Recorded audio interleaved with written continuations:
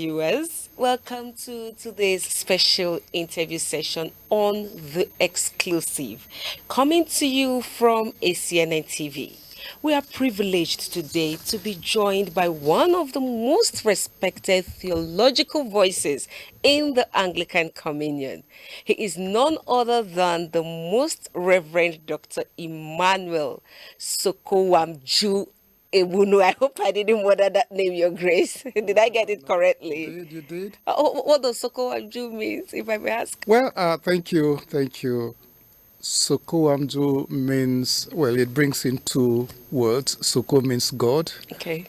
and Wamju means to rescue, to deliver. Oh, beautiful. And so God rescued me, God delivered me. Oh, what a wonderful name. Thank you for that explanation. Now, viewers, the Most Reverend Dr. Emmanuel Egbunu is the Bishop of the Anglican Diocese of Lokoja and the former Archbishop of Lokoja Province, actually the pioneer Archbishop. Am I correct, Your Grace? Correct. It's Thank good you. to have you come talk to us. Thank How's you. Lokoja? Oh, Lokoja is fine. The two rivers are still flowing. Yeah. Awesome. Now, in case you don't know, Archbishop Egbunu is known for his deep commitment to biblical truth, his pastoral integrity, and principled leadership within the Church of Nigeria and the wider Anglican Communion. Now, in this conversation, we'll be discussing pressing issues affecting the Church, from the commencement of Christianity in the northern part of Nigeria to the health of global Anglicanism to rising moral tensions in our society, and of course, the recent election of a gay bishop in the church in Wales. What does this mean for the unity and future of the Anglican family? Well, I am Promise Njoku Adibe, your anchor, and guess what? I am very much as curious as you are in getting real answers to these troubling questions. So, let's hear from a man who has served faithfully at the very heart of it. So, Your Grace, I come to you. Let's get to know you. If you give us that privilege to get to know you, your childhood, your educational background, your call to ministry, up to how you ranked up as the pioneer Archbishop of the Lokoja province. Well, thank you, Promise. I promise to do my best. Thank you. My name is Emmanuel, as you have already said, Emmanuel Egbunu. I'm a vicary child, meaning I came from the home of someone who had started serving as a CMS worker in those days, what they would call catechist today. So my dad, of blessed memory, started with the CMS mission in the mid 1940s. And I am now the third of 4 surviving children out of 6. So in my family, I'm called the firstborn of the part 2 children, simply because the minimum gap in my family was 4 years. Between the firstborn and the next one and the next one. And in my case, it was a 6-year gap between me and my immediate elder sister. Whoa. And they call it secondary fertility. And I do recall my dad saying, oh, this is a special child, because he said he had made a vow to God. God, if you will just give me another child, that will be yours. So I came along after a 6-year break. And so that's me, and I have a younger sister. So from that background, therefore, in the vicarage, my dad became ordained later and retired as a canon in the church. But when you're a vicarage child, all eyes are on you. Your father is the preacher, so you do what he's preaching. You don't have the license of behaving like every other child, being naughty like every other child, because you are the pastor's son, and you are supposed to be an angel. And so there was that. And if you did anything wrong, it's not a secret. You can be sure that there's somebody who is going to, if they don't spank you there and then. In fact, not only will they beat you first, they go and report to your parents and you get a second beating possibly, because you are just placed on a pedestal. So that's that. I grew up in that kind of setting, but one good thing that did for me was that because clergy moved from place to place, we served in places that were not necessarily our home. And we learned early to see people as brothers and sisters, regardless of where they came from. And that has followed me so far all my life. My closest friends are not necessarily from the same ethnic group as I have been. So tribe is not a factor that's a big issue for me. All through my education, sometimes I'm relating with somebody so closely, it's a long time before I even know where they come from, because it's not an issue. And my marriage also is a demonstration of that. I didn't set out to look for a particular tribe, but my wife now comes from two cultural backgrounds, and but we've related that way. And for me, the first thing I want to know about somebody is that the person is a Christian, a child of God. Then we're one family. All the other things become secondary. Educational background. Well, if you were in the compound where your father is a CMS missionary, what they did in those days was to say you should put your hand over your head, and if it touched the tip of your ear on the other side, then you are ready to go to school. I'm not sure if that happened exactly in my case, because we were in the compound and they just sent us off to school. I think what the Yoruba people call jelly simi, I heard that recently, that let the house rest. So just leave the house and, Oh my goodness. and let's do something serious. So yes, I was born September 4, 1960, and by the time I put my hand, I'm not sure it reached, but yes, I was sent off to school in 1965, and that's where it started, and I'm grateful to God that I had an experience of what mission schools were like in those days before they were finally taken over by government. I think I finished right up to class 7 in 1971. And the mission schools were strong in those days. You learned hymns from that time. And there was prayer at the start of the day. There was prayer at the close of the day. You sang hymns like the day is past and over. Now the day is over. So many of the things that were evening hymns, we trekked a lot in those days.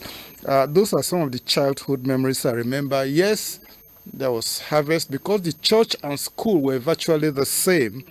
Now, without bothering you too much about secondary education, yes, I went through that in 2 stages. But then, even in those days, each time I listened to somebody preach well, there was a yearning in my heart. Oh God, will I ever be able to do this? You know, it was like you are thirsty, and when I heard the Bible so well preached, it filled a hunger in my heart. And I recall some of those people who visited us in the secondary school as advisors. They would come, they would play the guitar, and that was one of those things. I think it was from the secondary school that I developed the interest in playing the guitar. Oh, you play the guitar? I do. Oh my goodness. Not before serious players, but I play enough to enjoy myself. Oh, okay. Right. And I do own one, so in my special spare moments I do.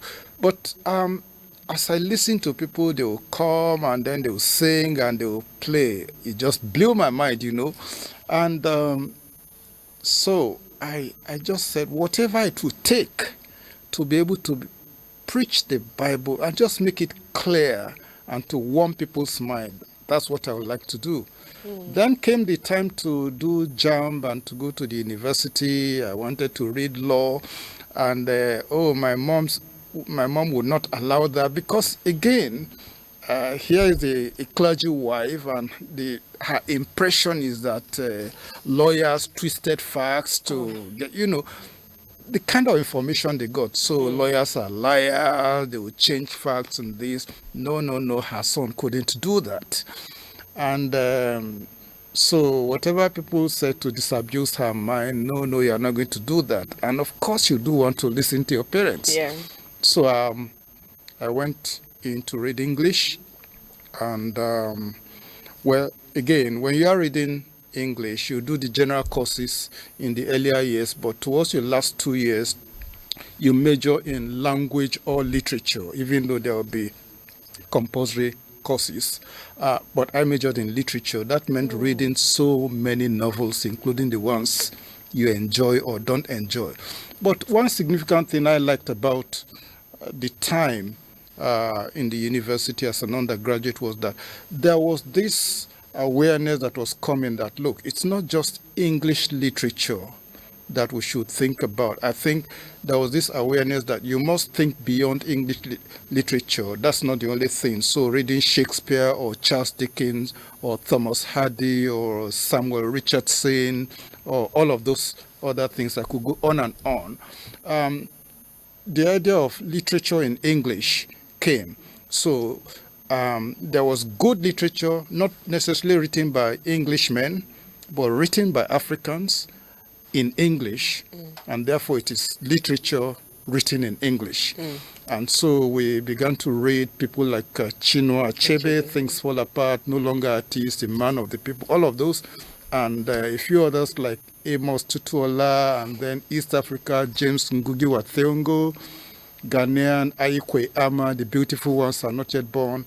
And then we did some comparative literature, or looking at protest literature from South Africa, for instance, people who are struggling against apartheid, or Caribbean literature, Derek Walcott and these people, or the African American literature, people who were fighting racism, just to see how people were responding to situations in their environment. So I liked literature a lot. And guess what? My first love in literature was actually poetry. And people said poetry is difficult, but somehow, maybe because I had been raised within the Anglican church setting of hymn singing, that's usually your first introduction to poetry, isn't it? Learning verse and metaphor and things. So I loved poetry, and what I liked about it is that when you see a piece of writing, poetry, you read it the first time, you don't get the meaning, but it's like excavating or in mining. What keeps somebody digging through the rubble is because he believes there's a treasure hidden in there. So I read it again, and the more you read it, the more the meaning unfolds. I just like that. And eventually you can now say, Eureka, I've got the meaning. So just that effort being rewarded keeps you going. And so that's that. But so you can easily see that my desire, therefore, was to grow into a writer, write short stories, write fiction, write poetry. Yes, I did write some of those. When I did my youth corps and later worked in Today's Challenge magazine, I wrote short stories and wrote poetry in series. And I think I wrote a novelette for teenagers in those days. And I really wanted to go into full-time writing fiction and poetry. Then came this call. I knew there was a call, there was no escaping it, and I kept telling God, just hold on. When I'm done, I would come. But I have learned now that when God is calling you, you think you are running away, you are simply accelerating the steps to getting there. The call never leaves, and nothing else gives you peace until you say yes to the call. So that's what brought me into the call. I became aware specifically of the call, I think, in my second year in the university. That must have been 1980. And my brother, who was sponsoring me, thankfully a Christian and one of my best prayer partners is in his 80s now, said to me, it's okay that you feel you have a call, but go ahead and finish the course you are reading. Because it was the thing in those days that some people feel they have a call, they abandon what they are reading, and then they just go into ministry or change and go into the seminary. He said, let's keep praying about it, but finish this course first. If the call still if the call still persists, this is not wasted. And I'm so glad for that, because by the time I came in to do what I'm doing, I just knew that that background in English has helped me to communicate what I have to say, what I have to do. So that, and of course, that has taken me into training. It's like moving away, therefore, from literature and my dream into theology.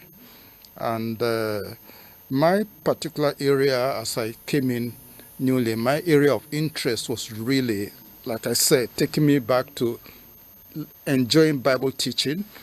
This now was my bishop gave me an opportunity to train in expository preaching, and there was this place in London under Proclamation Trust.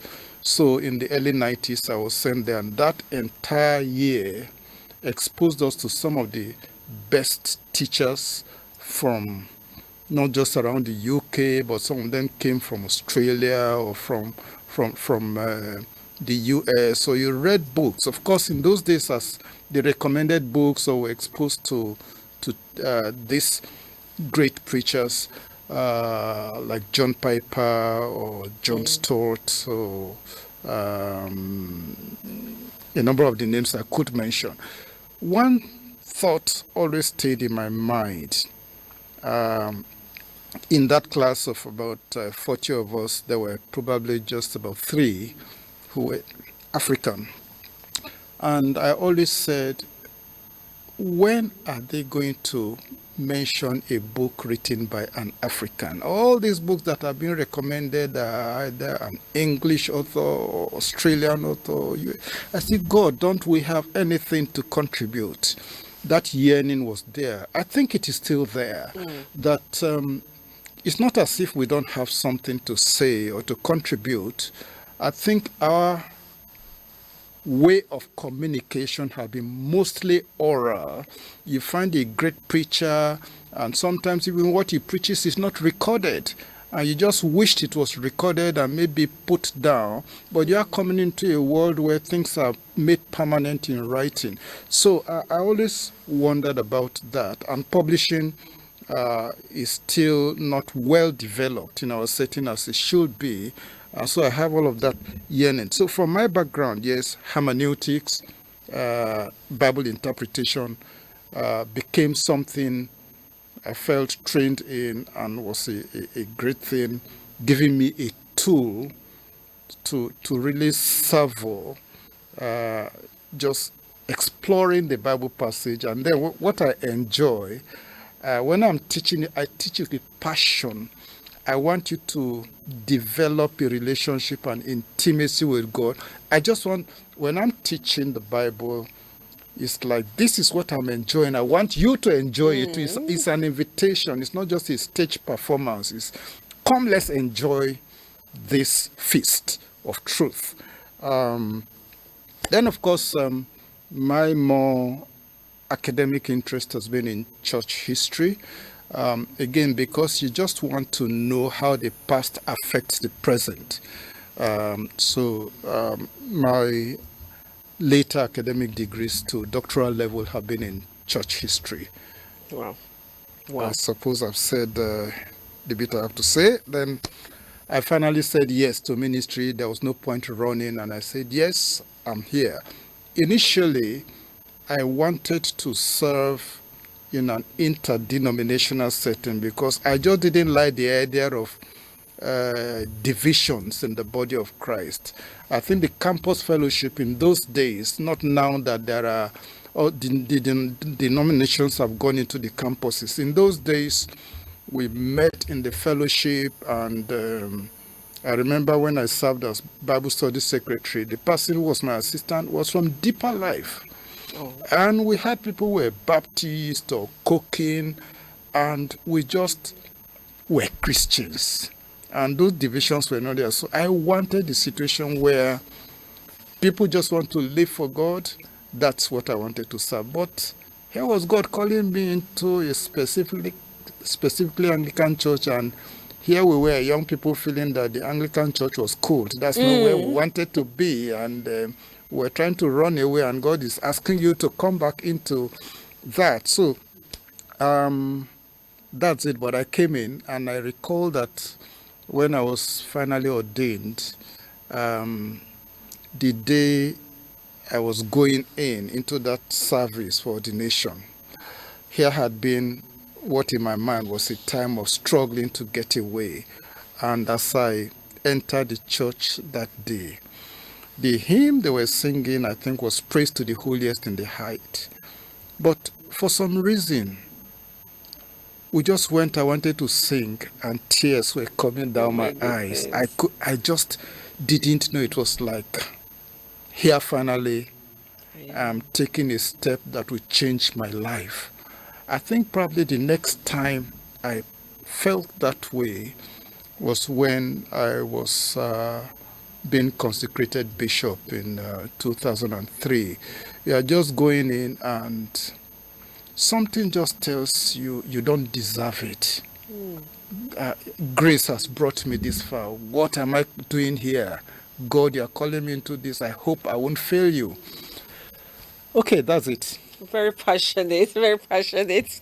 I really enjoyed all of this. But then two things. First, this is just an appeal. If I hope I'll be privileged to get to read some of those books you wrote one day. Someday, And then maybe. secondly, I want to ask, you wanted to be a lawyer, just that Mama said no. Yeah. Do you regret not being a lawyer? Do you regret that? I'm not sure I do. Probably a consolation is that my son is a lawyer now. Okay. So you don't believe lawyers are liars? No, no, no, no, no, no. Indeed, we have them in the church helping us. We're at their conference now. I think what I like about the legal profession is the ability for clear thinking. Okay. They are able to just sort out the strands of things and to say, look, let's take it apart. And then the sense of logic.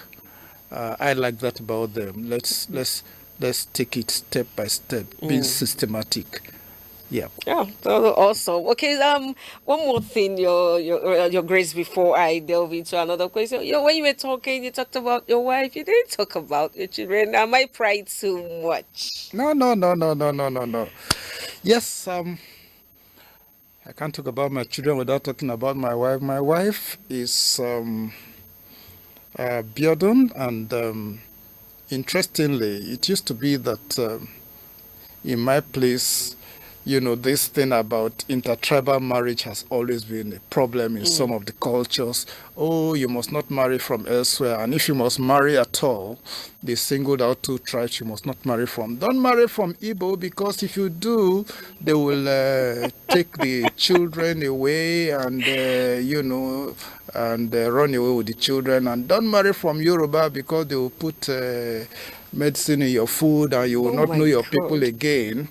So, my wife came to serve in Jos Plateau State, where I had served 2 years earlier, and as a child evangelist, and she was one of those who trained me. I was a Sunday school teacher then, and so. But When we thought God was bringing us together and I took her home to show my dad, came the inevitable, unavoidable question, where is she from? And I said, her mom is Igbo, her dad is Yoruba. Oh I my had broken goodness. all the rules. Oh my I goodness. had broken all the rules. But I thank God that God helped them to understand, and she came to have such a beautiful relationship with them. I can say that before my dad died, sometimes he would write her a letter and tell her to greet me. Oh, she took over. Yeah. And then my mom died virtually in the hands of my wife. So it's wonderful. Yes, my children. Um, I got married on 3rd of December 1988, and the Lord has blessed us with 3 children. I was funny. I said I wanted just one child, and whoever I told in those days said, no way. And I also wanted daughters especially. But the Lord has blessed us. We have a son and we have 2 daughters of our own.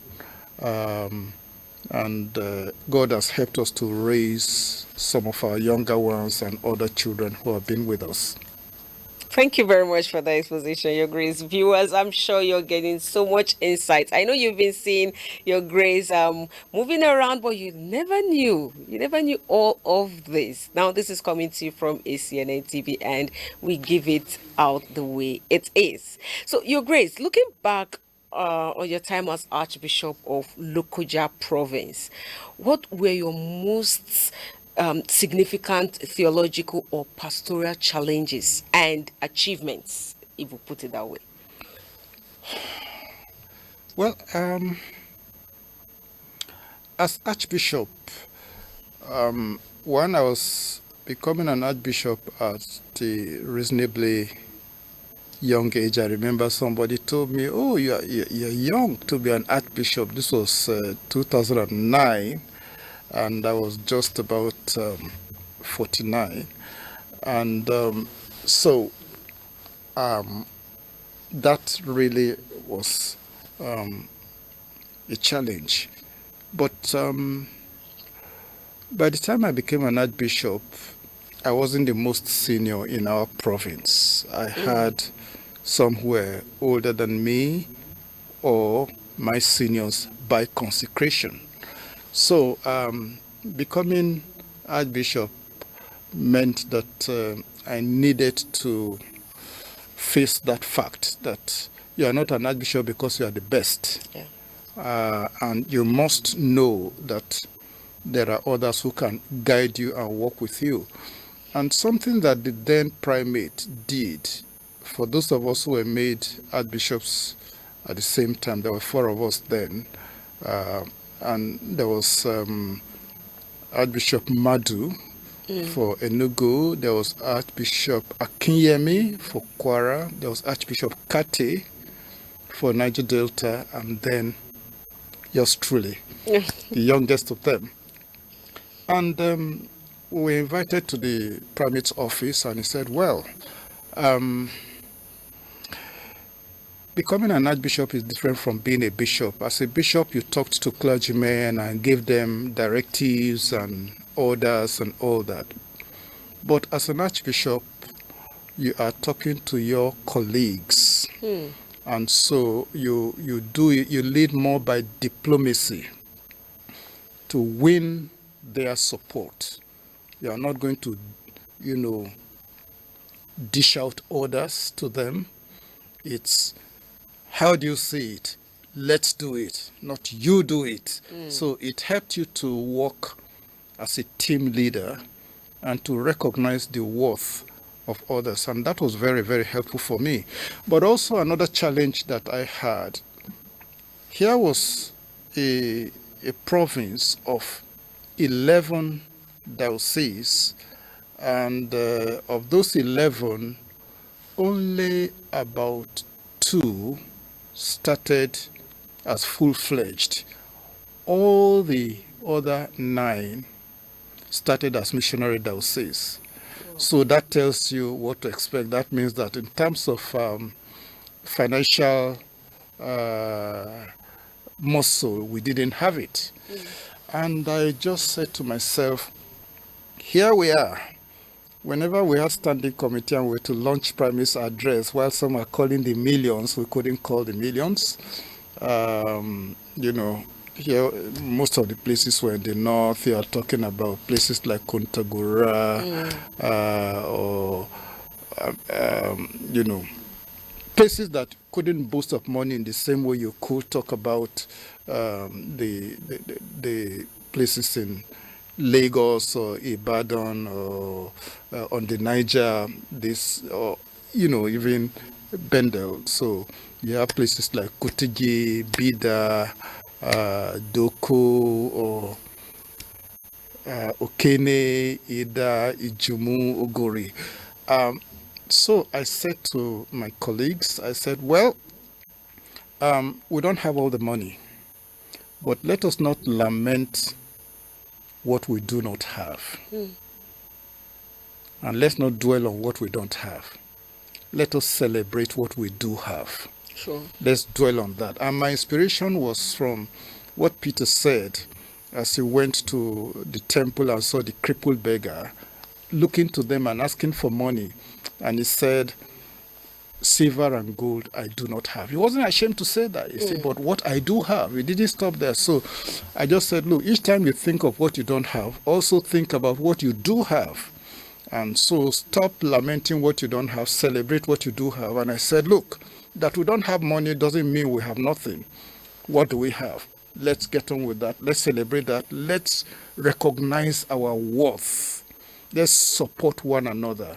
So that's one thing that I try to do. And I liked the idea of our being able to support each other. Lokoja province is spread across two provinces, two states, Kogi State and Niger State. And I just found that these two places are states in the Middle Belt, all right. And we just needed to encourage ourselves because, one, you don't have governors attending your synod in the same way that they would in the other places and give a lot of money and support our system project. We didn't have that. You wouldn't have governors coming. You can count how many times a deputy governor ever comes or even a big political leader. So you just had to make do with what you have. But we felt we were a province of the grassroots. And we should take the gospel to the people in the language they can understand. What missionaries we call incarnation theology. God became man. God came down. So let's take God to them. Let people hear God speaking their language, eating their food, wearing their clothes. I particularly felt we had that duty. We had young people too that we felt we needed to encourage. Not too many sophisticated things that we could boast of, but like in my diocese, for instance, I always told them the youth are our treasures. So they really enjoy that. They say your treasures. Sometimes they even use that to corner me and say, oh, your treasures want this. I think I'll stop there. Okay, thank you, Your Grace. Talking about your treasures, talking about the youth. Once upon a time, you granted an interview with ACNNTV where you talked about the crisis between your diocese and the Old Students Association of one of your missionary schools. Can you give us a little update on that now? Yeah, thank you. One thing I can say about Lokoja Diocese is that it is the gateway of Christianity into the north, because that's where the first mission station was established. And then, of course, it went into the north. And so the missionaries established schools, churches, medical centers. Like the place that is my cathedral today, Holy Trinity Cathedral in Lokoja, on that premises, you have the oldest school in northern Nigeria. It was started in 1865 by Ajayi Crowther. Also, what is now my cathedral was a church plant by Ajayi Crowther. And so, a man who had done so much in that area and into Nupe land, and of course around this country really. So Crowther is a big name. So when in 1964 a secondary school was to be started by the Anglican Mission, it was named Crowther Memorial College. Okay. So that's our premier institution, and typical of those mission schools before they were taken over, they provided education without discrimination. Whether you were a churchgoer or you were a Muslim, once you were in the community, you were welcomed into the school. And so you have a lot of people who have gone through mission schools who are able to sing hymns, and yet they are Muslims. And it encouraged mutual coexistence and respect. And so after the schools were taken over, standards were run down, all that. And some years ago, the old students felt they should come together and give back to the place that shaped them, which is a good thing. And whenever I had an opportunity, if they wanted to see me, I gave them the opportunity. And they tried to do things, buy computers or build this or build that, which was well and good. Until this breed of leadership came that were beginning to suggest that, they should take over things. Why were they saying this? This was established as a boarding school. Okay. Which was really established. There were staff quarters and there were dormitories that people were. But after the government took over and the boarding system was discontinued, some of these buildings were left to just go down. They became hideouts for drug addicts. Wow. Indeed, there was one afternoon we were just concerned about some of these things happening. And then we said, let's go and inspect the rooms. We went to one classroom in broad daylight about 2 p.m. We saw one girl surrounded by 7 boys. Wow. And as soon as we went there were some of the boys were jumping out of the window. Of course, the girls are the ones who, like the story in the Bible, the woman caught in adultery, where was the man? So we said, why did you come here among all these boys? Why couldn't you shout? It is daytime. Anyway, I just felt that we needed to start something if the government was not going to help us. So we started a school called Good Shepherd Anglican Academy, using some of those buildings that were not being used. Then there was a nursery school that was started by my predecessor, which they called Start Right. And my wife continued it with the women as a kind of nursery school. Now, the church, the school hall, had been made a place of worship even before my time, right from when we were still under Kwara. Bishop Haruna had said that place should be used for Sunday worship for people who had come from Kwara into Kogi State that had just been created. And so it became a place of worship over the years, and we were even building something. And some people now thought that, why do they put another school there, that we've taken over these schools? They didn't care that these buildings were just being ruined and being used for criminal activities, and we're using it. Oh, they wanted a place to use. We say, sure, if you want a place to use, we'll give you a place, build it up. They had helped to build up the administrative block, fine. And they said, oh, we should do more. How much more can a diocese do when the fees are collected by government and you are struggling to pay your staff and to pay your clergy? Where is that spare money you're going to use to raise the school unless you get grants? Anyway, because they felt they now had money to do things, it was like saying we should get out of the compound, and that we had started schools in the compound, we had started shops, we had started this, without looking at why did we start these things. And so when they said we should get out and all that, well, they went to the media, and I made a response that yes, you are stakeholders. That doesn't make you owners. The proprietor reserves the right, and we felt that they needed to be educated if they choose to be ignorant. Yes, for now, that has abated because some of their members who went to harass people in the classes and all that, we took up the matter with the police, and they were called to make a statement and were warned. Of course, they denied and said, oh, no, they didn't try to do that.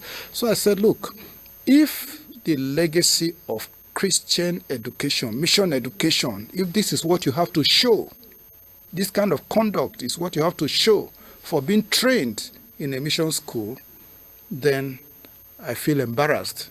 That's what you have to show. But that's that. We may not have the money that they have, but that doesn't mean the school now reverts to them. And we've taken it to the state government and all of that. And the state government has said, look, the Anglicans are the proprietors. All they are doing is grant aiding, and they want us to come together, think how we can help the place to grow.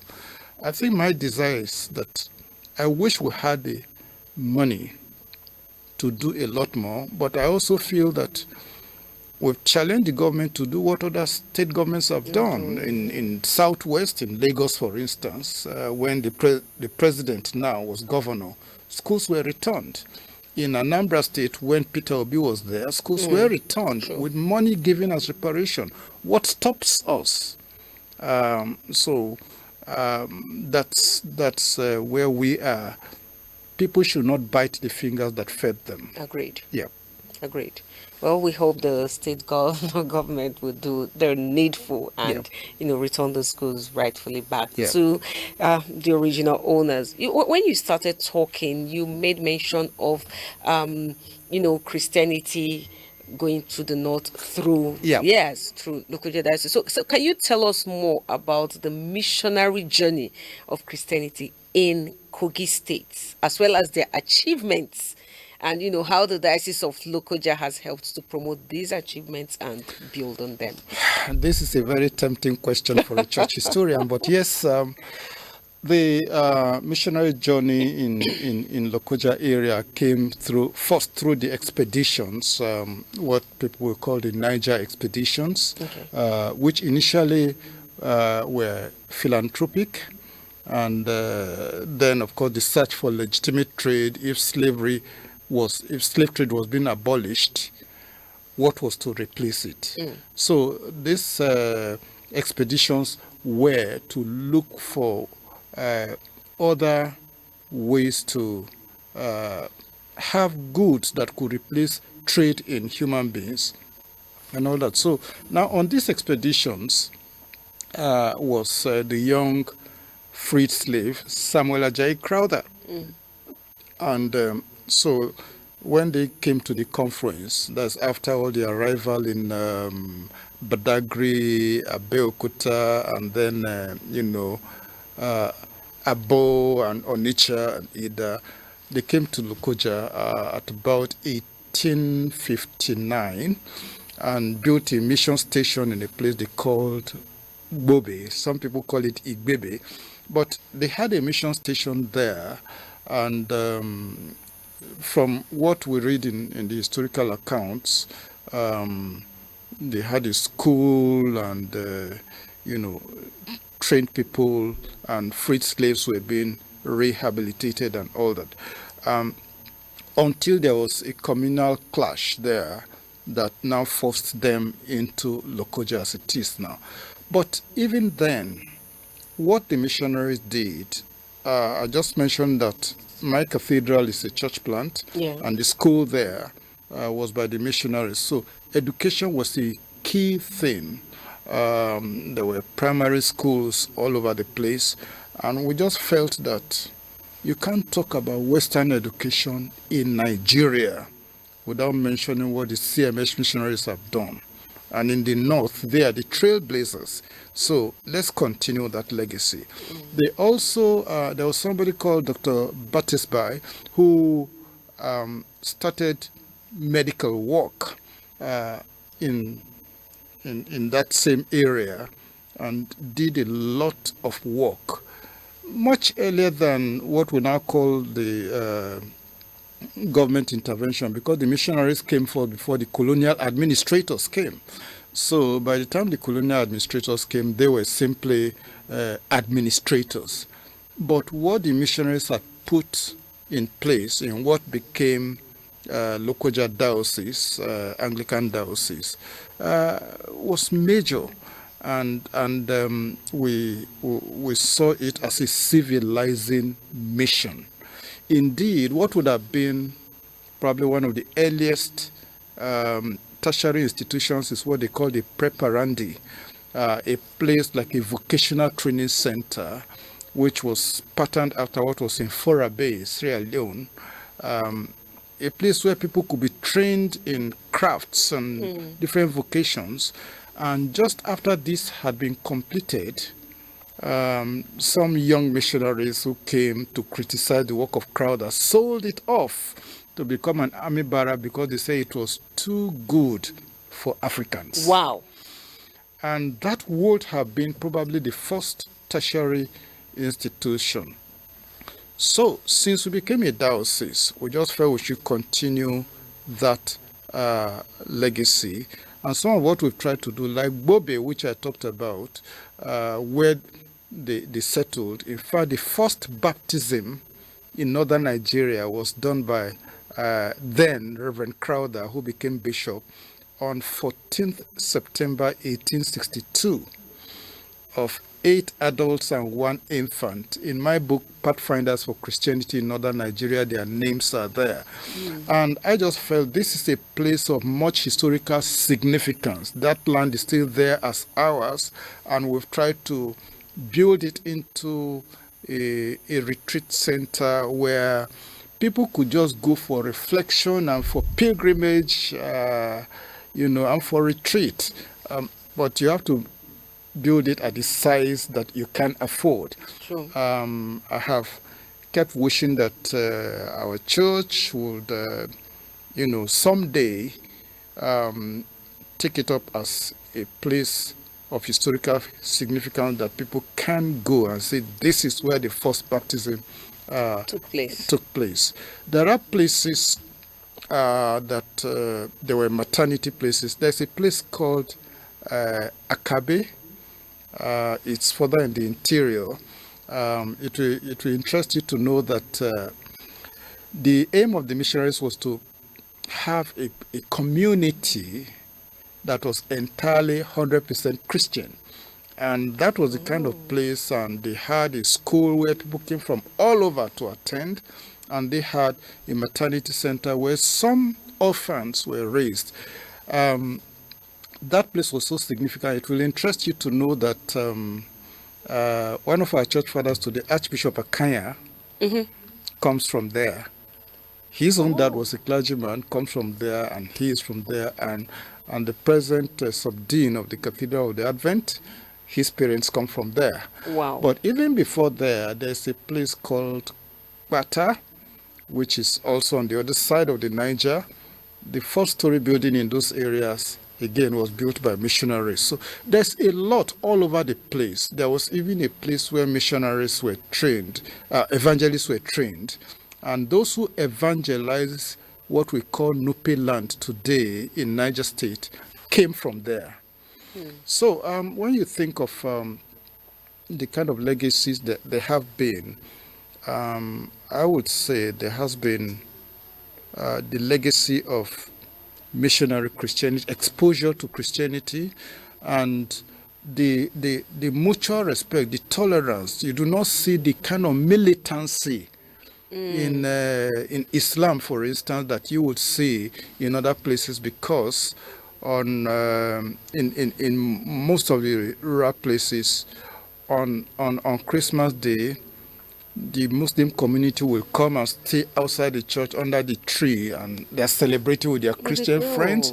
If you don't call them, they would tell you they have taken their offering in the mosque and you should call them to bring theirs to the church. To the church? Yes. And during the Muslim festivals too, you will see that the Christians go to welcome their Muslim people. So it was a communal thing. They respected each other. They were a community and all that. So it is strange today when people hear that in the name of religion, people are shedding blood. What kind of God is that? So really sad. Yeah. Really, really very sad. Well, thank you very much, Your Grace. You're really doing justice to all our questions. We keep going. You are doing justice to all the questions, and I'm enjoying your answers. I'm sure our viewers out there are getting so enlightened, because you've said a whole lot of things that I never knew. Oh, okay. As a respected voice in the Anglican Orthodoxy, I want to get your opinion on the current state of global Anglicanism. We have a whole lot of things going on globally. What's your take on what's happening right now? I think that global Anglicanism, if we take it from the point of Church of England, which sent out CMS missionaries that had evangelized much of Africa, especially Nigeria and East Africa, Uganda, Rwanda, Kenya, right up to the East African revival, and had also evangelized much of India and indeed Japan. You will find that a church that sent out the lay people to evangelize the world now turning their back on the same thing they preached around the world.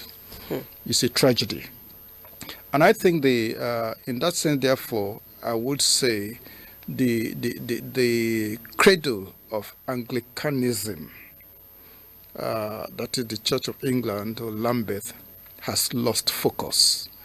And it is a tragic loss of focus, because they began to become more liberal and more permissive. And what they forget is that in the things of God, what God states specifically should not become negotiable for any reason, whether because times have changed or people have changed. I do know that, yes, we talk about cultural change. So when Christianity came, in the early stages, they would tell you that, oh, you don't beat drums in the church because drums belong to the shrines. And as people understood more and more, they say, no, we can use our drums to worship God and all of that. So we're talking about contextualization, or what some would call inculturation. But the Church of England, in trying to respond to their culture, became post-Christian and began to tamper with very, very sacred truths in the Bible. And it is said that when fish is about to rot, it begins in the head. Sure. I think the leadership just threw caution to the wind, and therefore the followership became confused. The gates were not properly guarded. So there was an infiltration of very unchristian doctrines in the name of scholarship and intellectualism, and people were questioning things that were to be believed as the word of God.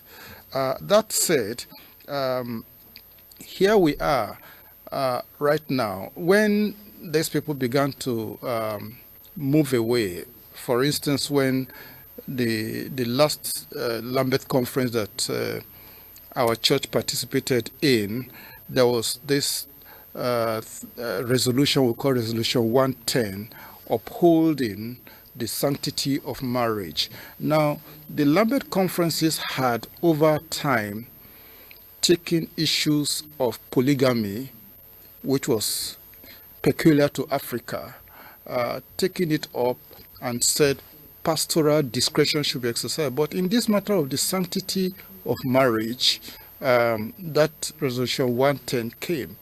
And we saw that the leadership of the Anglican Communion was talking from both sides of the mouth. They will say one thing, and then they cannot enforce it because they say, well, the Lambeth Conference is just a fellowship and not a legislative body, in the same way that a pope can say, this is it, and it stands. The Anglican Communion doesn't have a pope. But the Word of God stands infallible. And people began to say, well, the Bible is infallible only as it is interpreted. When we begin to give those kind of exceptions, people can come up with all kinds of things. It is sad that the Church of England led the way in this. They led the way in this turning away from the truth, and it wasn't as if there were no warnings sounded. I do recall that I was here in Abuja Diocese then, serving as suffragan bishop, and there were several meetings and warnings. And what made this even more disturbing was that cultural issues came in too, because they tried to interpret the African position not as fidelity to the Bible, but as a response of poverty. Oh, they are poor, that's why they are saying this. There was one Bishop Sponge and a few other people who said all kinds of unprintable things about African bishops. But again, whatever we didn't have, the truth we had received, we now knew God for ourselves. True. And we were going to stay with this God we have come to know. If those who introduced him to us now say they are changing gods, they should remember what happened to the Israelites. When God brought them to the promised land and they began to follow pagan gods and observe pagan practices, God allowed them to be captured from the promised land to strange lands, Assyria, and also to Babylon. And I think the church in the West, the Church of England and all of the other places following them, Canada, United States, is a church in exile right now, a church in captivity. Now, who would have thought that Christian leaders would justify things that the Bible has already prohibited? And not only to allow it in the pews, that was bad enough. But when Jean Robinson, Jean Robinson in 2003 was made a bishop, and he was known to have a gay partner. That was a major thing that we just said, no, we couldn't go along with you. And then they began to justify it in the pews. I remember worshiping in the church in the UK, and I was asked to bring greetings. And again, I assumed that just like, I mean, out here then, we all just knew this was wrong. That it is a temptation you are dealing with is a different matter. But to justify a wrong thing is also a different matter. If it's a temptation, like every sexual temptation or every other temptation, there's a pastoral response to it. We can help you. This is God's provision to overcome it. But when people are not saying it is a temptation, but they are saying it is the right thing to do, that is blatant rebellion. And that's what people must get about what we're saying. What we're saying is not that people cannot be helped when they go wrong. But when the leadership is saying what is wrong is right, then they are putting their hand in God's face. And now with the election of this lady, Cherry, as Archbishop in Wales, we saw it coming. We saw it coming all along, because some of the statements that some of them made, even after the controversies at Lambeth Conference, just showed that it was a matter of time. And now for her to come out that it couldn't happen any other way. So who is God in the church? Who is the Lord of the church? Has man taken over the church? Or is God still the Lord of his church? Whose voice rules the church? Is it the voice of culture or the word of God? And who submits to who? Is it human opinion and culture that God should adjust to and submit to, or we should submit to the word of God? I believe that God must remain God. You shall have no other gods apart from me. So we must stand where the scripture stands. When those who should defend the Bible are part of tearing down the Bible, the tragedy is beyond description. And we pray that the Lord will turn them around. But like I've said earlier, it is a church in exile. And we should forget that the Anglican Church is a church that came out as part of the Reformation from the Roman Catholic Church and the abuses in the Roman Catholic Church. So when we have people like Martin Luther, John Calvin, and a number of others who are those names, the Anglican Church belongs to the Reformed tradition that abuses should not be allowed in the church. Now, if the same church that belongs to the Reformed tradition that says, let's go back to the Bible, is now turning its back on the Bible, it's like the dog going back to its vomit. Yeah. Oh, it's really, really, really insightful. Well, then, viewers, we are going to call it a day for today. There's going to be a part 2 of this exclusive. I'm sure you have a whole lot to learn. So please don't go away. I really want to appreciate you, your grace. Thank you for making our time to talk to us. And I'm sure you oblige us to give us a second part to this exclusive interview. We have some lined up questions for you that I'm sure you'll do justice to in our next segment. And to our viewers, we hope this conversation has sparked deeper reflection on the role of the church in today's world and the responsibility of every believer to uphold the faith. Viewers, this is where we draw the curtain on the part 1, like I said earlier. Stay tuned as we bring you the part 2 of this edition. The same time, the same station. Stay grounded, stay discerning, and may the peace of Christ continue to guide the church and our nation. I am Promise Injoko Adibe. Bye for now.